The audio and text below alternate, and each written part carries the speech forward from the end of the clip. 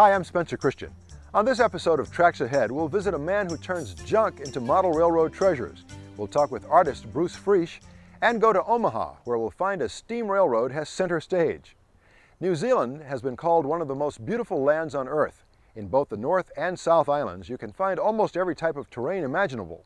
You'll go from glaciers to rainforest, fjord to farmland, and you can do it all by rail.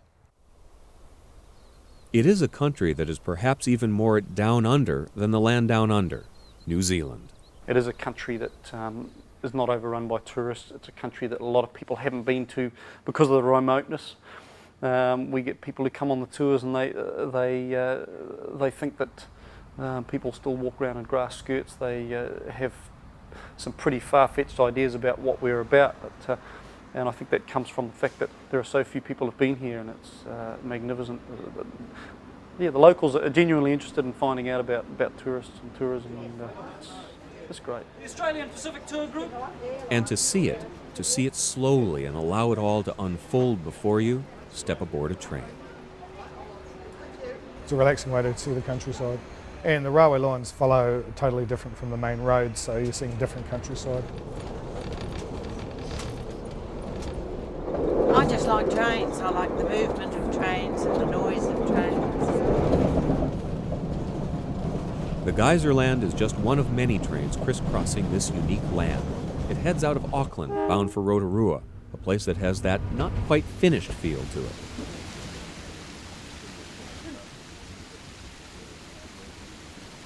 It's pretty crazy, yeah. Rotorua, right throughout that volcanic belt. I'm in an area that's part of the Pacific Rim of Fire. I mean, 2/3 of the world's active volcanoes come from that area, and we're right straddling the middle of that zone. So you're getting the boiling mud pools, you're getting geysers, you're getting crazy things happening with volcanic activity, and related to that as well, earthquakes. So they call this country the Shaky Isles, and I guess it creates a pretty dynamic place. The Overlander train moves you through country that changes as you gaze out the windows. New Zealand is like that, always different through the glass. It's a country that almost seems to be playing tricks on you, teasing you into thinking you've got it figured out, and then changing again. Then within the short spaces of time, within a 1 hour period, you've gone from an extremely dry part of the country to one that's unbelievably wet. So, yeah, there's a great variety within kind of a short time frame. So it keeps it interesting for people as they move around. Inside, things are civilized, and service, although not meant to be fancy, is a priority. What did I ask for? So far we have a shepherd's pie, toast sandwich, the muffin. Mm-hmm. All the trains have buffet car snack bars, you can eat, drink, you've got toilets and carriages, so it's a great way to travel rather than by bus. The Overlander lets you off near Tongariro National Park. It's a rocky expanse of snow-capped peaks and infinite views.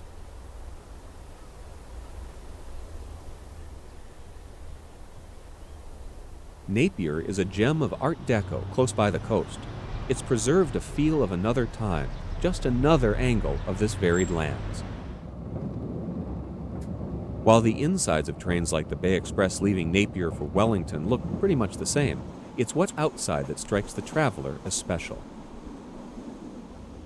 New Zealand is indeed a small country, but to see its many facets, it takes all the trains this country has to offer, and motor coaches, and even boats. It's a ferry that bridges the gap from Wellington to Picton. Again, New Zealand changes as you inhale the salt breezes. Once in Picton, it's on to the Transcoastal, truly a train that lives up to its name. There are planes that could cart you from one spot to another, and some used to take that option.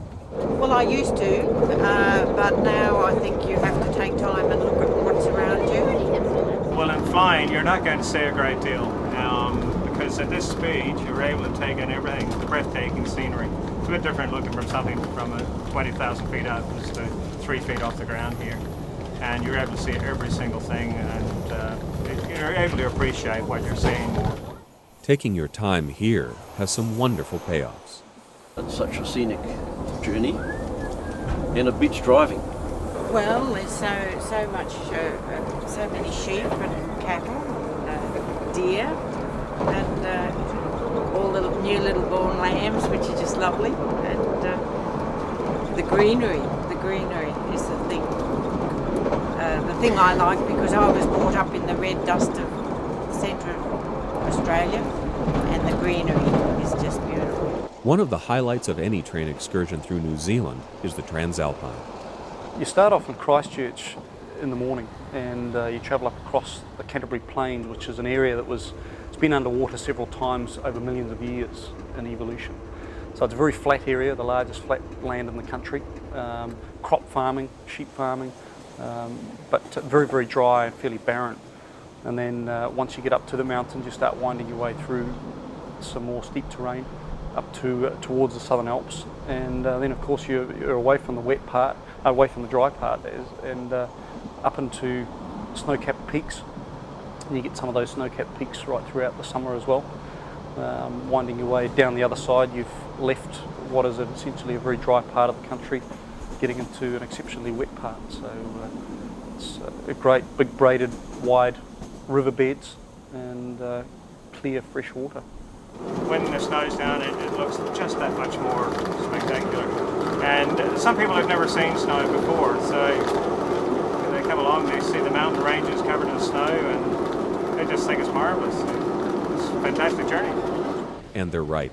It is a fantastic journey. Ranges of mountaintops and valleys roll away to the horizon as you roll along through the country. I would say it is a journey which gets you really close to the mountains on a train, and that for a lot of people is a real highlight. And from the Transalpine, it's an alpine coach ride to this, another serious highlight of New Zealand, Milford Sound. Well, this region here, Milford, is unbelievable. It's a region which has been carved out by glaciers about 2 million odd years ago. It's a region which we're seeing only a half of what is there. You've got an incredible dense rainforest around us, literally growing on the sides of very, very steep cliffs. An amazing abundance of different types of wildlife above the sea. And then down underneath us, we've got 1,000 feet down to the ocean floor.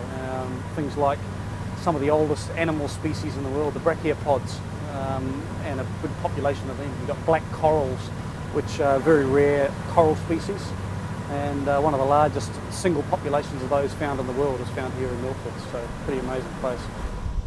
And it drops straight off the side of Mitre Peak, just under 100 metres or just over 300 So, well, it's so feet. dynamic. Every time you go there, it's side. different. I mean, I've been into Milford Sound, goodness, dozens of times.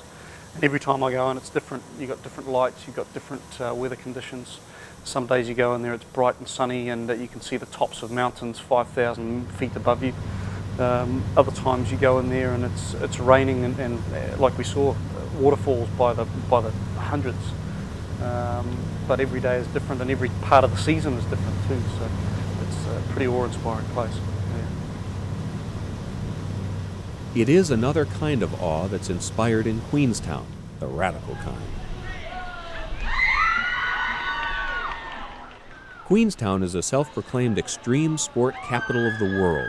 It was here that a couple of guys dreamt up the idea of leaping off tall things like bridges while attached to thick rubber bands, bungees. Now, the area is a kind of mecca for adrenaline junkies. And it's on the list of a lot of rail fans as well. This is the home of the Kingston Flyer. I think it's just the permanence of the thing. I mean, it's something that doesn't change very much. We live in a very fast-changing world, and somehow steam trains always seem to be part of our past, which is still here. It's lasting thing, yeah. If you spend any time at all riding the rails of New Zealand, you can't help but be struck by how much love there is for the place and for these trains. It's a feeling that the locals want you to take with you, along with your souvenirs and memories.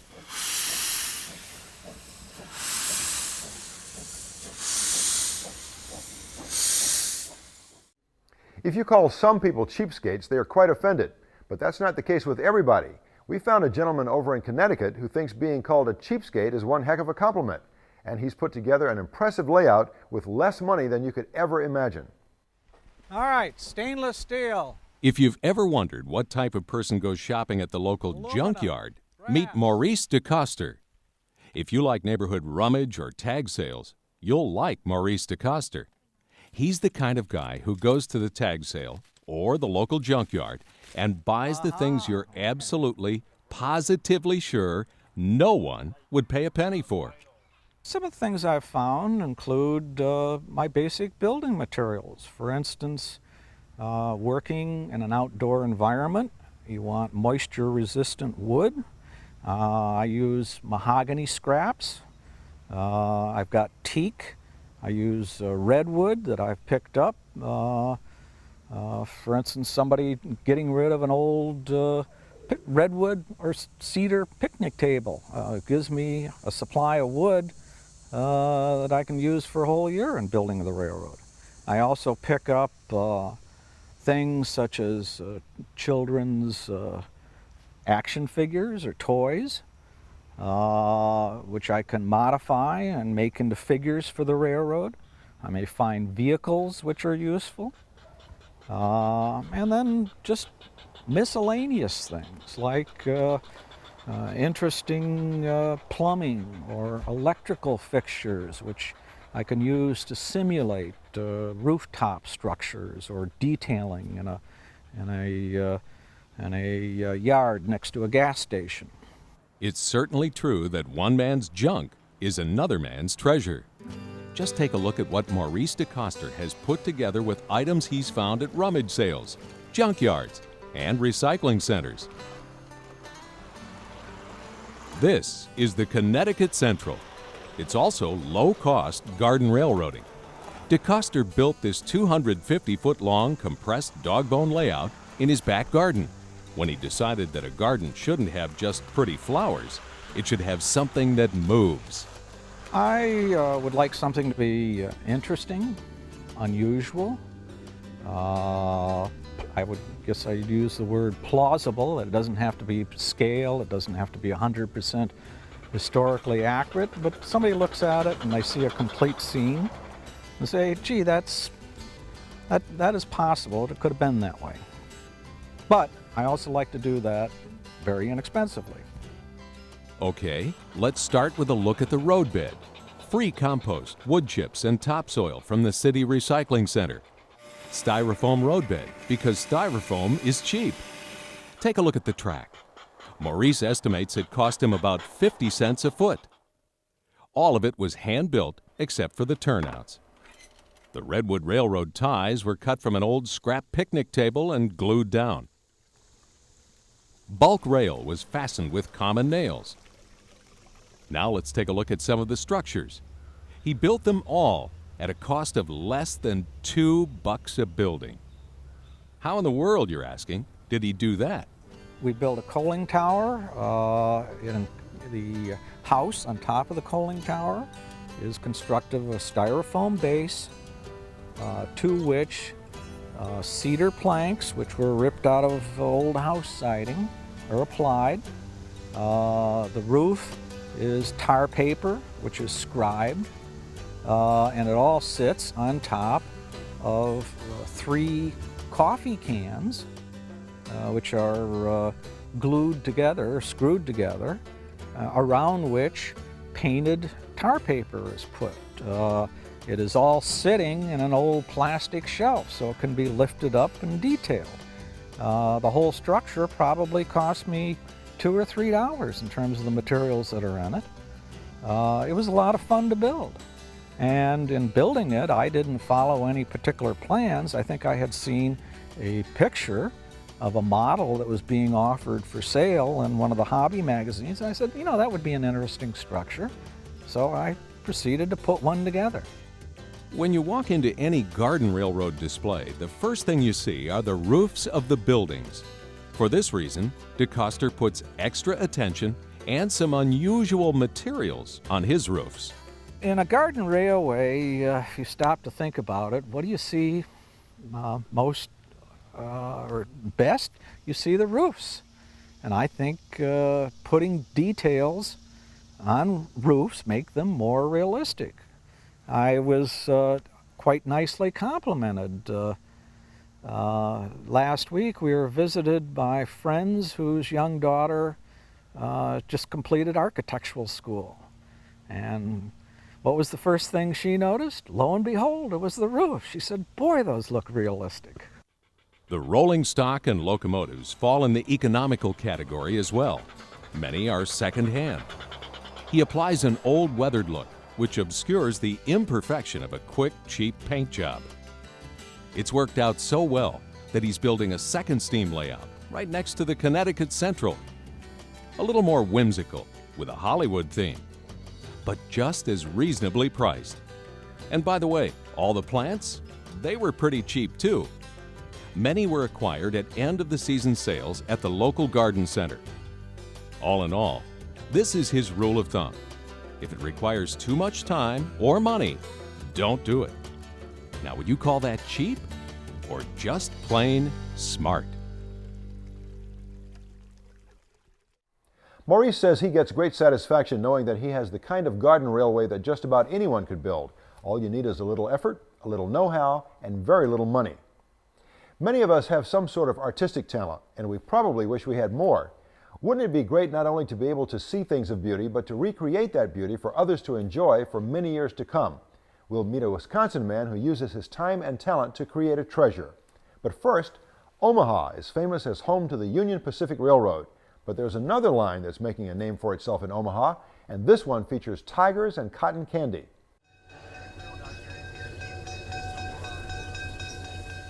Nope, it's not Africa, but some of the scenery is familiar.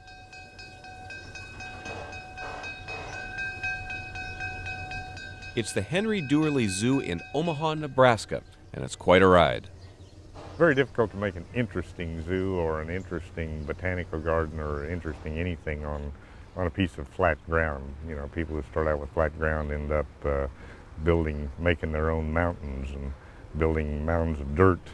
And what we've done is taken the existing park, which had been, you know, around a long time and with a lot of mature trees,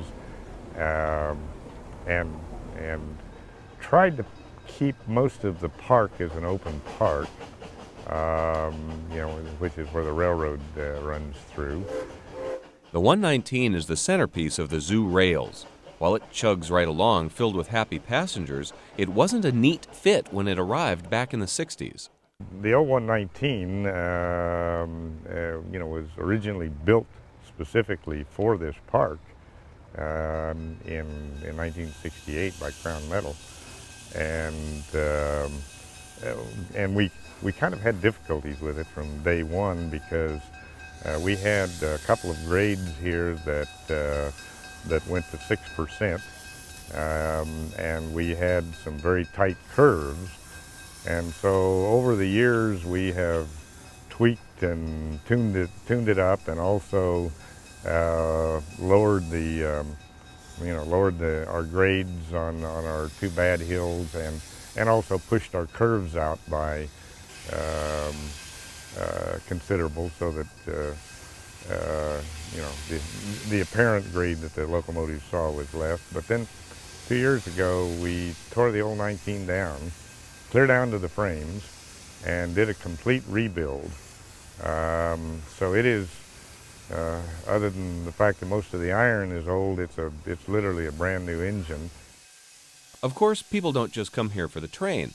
The zoo is home to an IMAX 3D theater, a massive aquarium complete with sharks and penguins, something you'd never see in the wild, and, back to the train theme, this awesome engine house. Eventually, as Union Pacific decided to close their shops down here in downtown Omaha, they allowed us to come in, and they essentially donated some machinery to us for us to use in the repair of our locomotives, as well as donating us funds to build the engine house here, so that we could put the equipment in here, as well as the locomotives, for us to work on them then ourselves. When you hop aboard, it's off on a wild journey. You're carried along smoothly, riding on the 30-inch gauge line.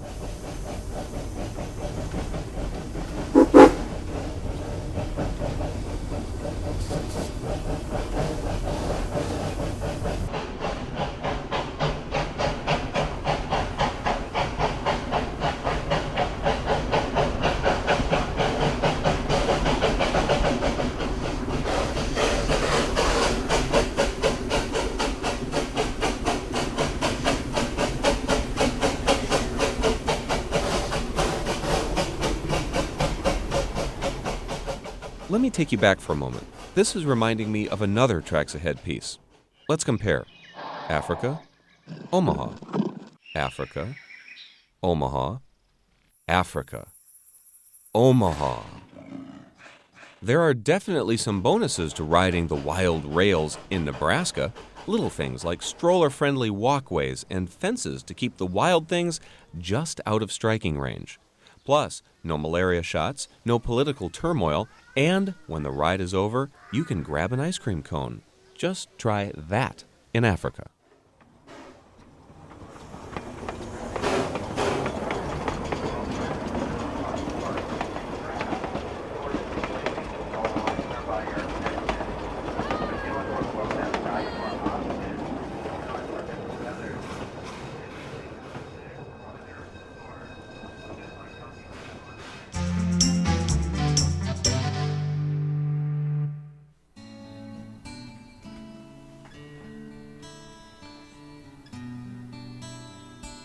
Bruce Friesch is a powerful man. He has the power to transfer power onto paper. The power of a streamlined Hudson 464, which was built for speed, built to pull the Milwaukee Road Hiawatha. The power of a 460 10-wheeler, a tough old locomotive which was ideal for medium-speed, multi-stop workhorse trains. The power of a 482 Mikado, one of the most popular freight locomotives ever built. Bruce Friesch understands the power of a locomotive, and he has the ability and imagination to capture the image for the rest of us to appreciate.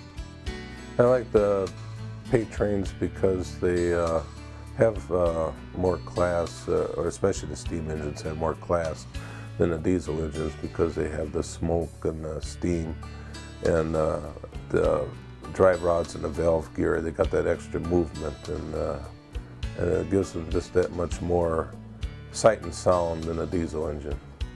Art is Bruce Friesch's vocation and his avocation. He's a full-time technical illustrator and graphic artist. His time away from the office is spent here in his home studio. Hour after hour is spent capturing a single moment. That fraction of a second when the train rolled by.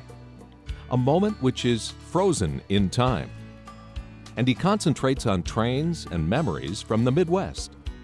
Trains and memories that are close to home. Well, I concentrate on the Chicago Northwestern, the Sioux Line, and the Hiawatha because there's a lot of interest and memories from those railroads. Many people remember the trains. They remember riding them, watching them, and also family members working on them. They also remember the train depots in the cities and towns. Like many artists, Bruce Friesch is quiet and humble. He lets his art do the talking, and his art says it all.